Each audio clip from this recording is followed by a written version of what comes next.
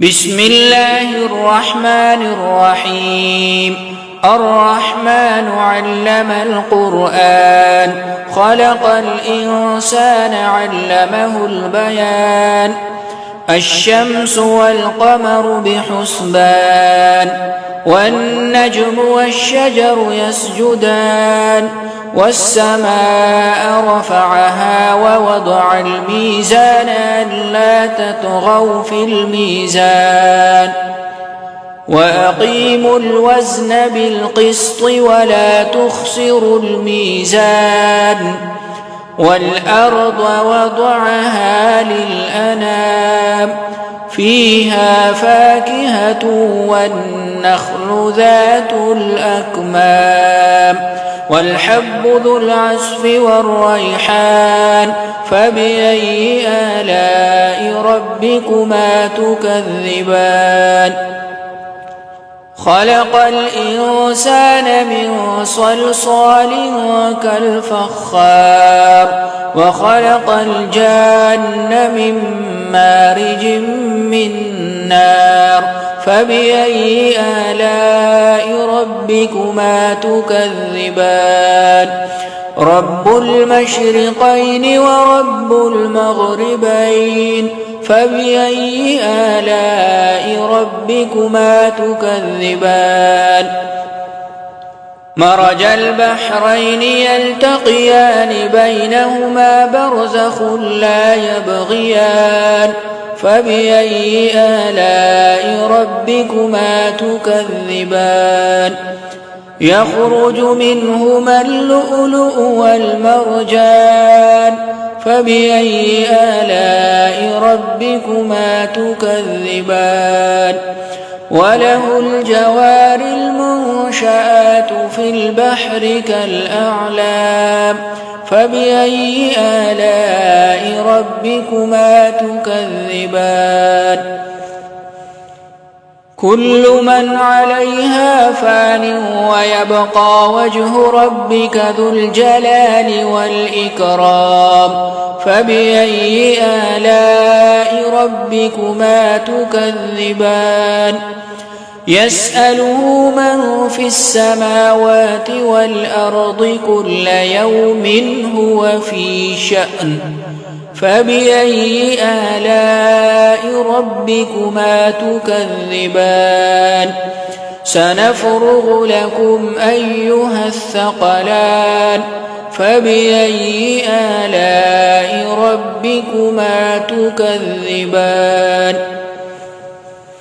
يا معشر الجن والإنس إن استطعتم أن تنفذوا من أقطار السماوات والأرض فانفذوا، لا تنفذون إلا بسلطان. فبأي آلاء ربكما تكذبان؟ يرسل عليكما شواظ من نار ونحاس فلا تنتصران.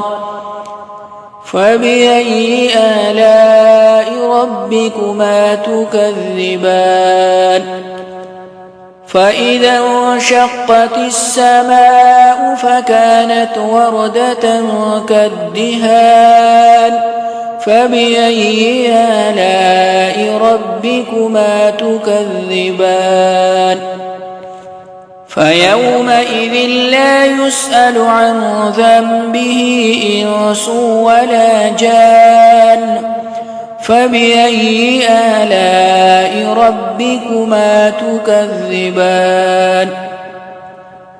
يعرف المجرمون بسيماهم فيؤخذ بالنواصي والأقدام.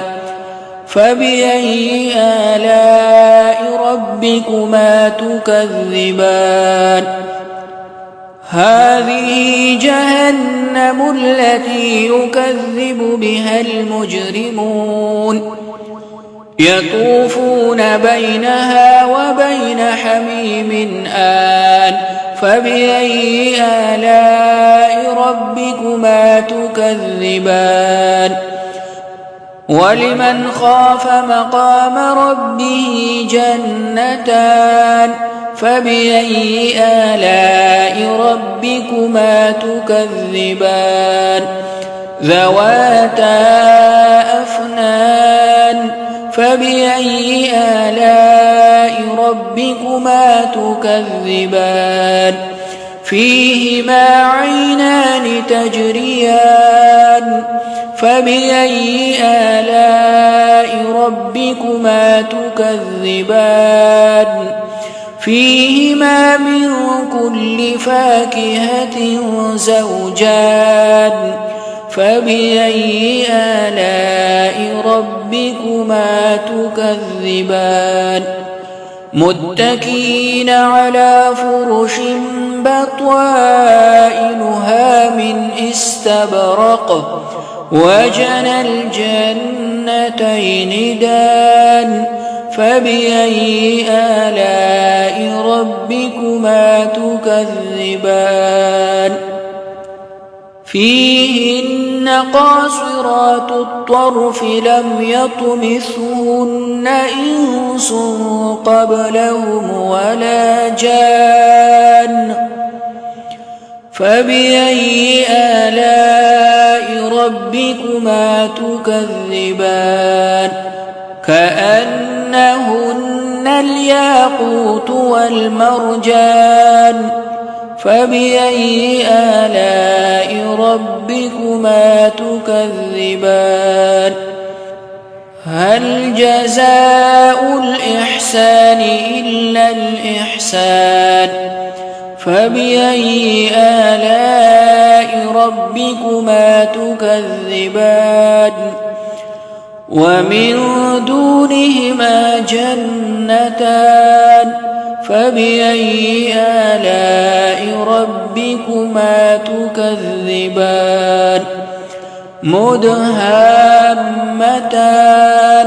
فبأي آلاء ربكما تكذبان فيهما عينان نضاختان فبأي آلاء ربكما تكذبان فيهما فاكهة ونخل ورمان فبأي آلاء ربكما تكذبان فيهن خيرات حسان فبأي آلاء ربكما تكذبان حور مقصورات في الخيام فبأي آلاء ربكما تكذبان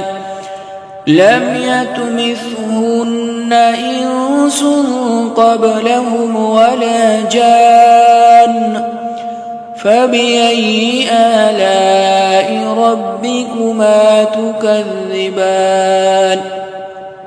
متكئين على رفرف خضر وعبقري حسان فبأي آلاء ربكما تكذبان تبارك اسم ربك ذي الجلال والإكرام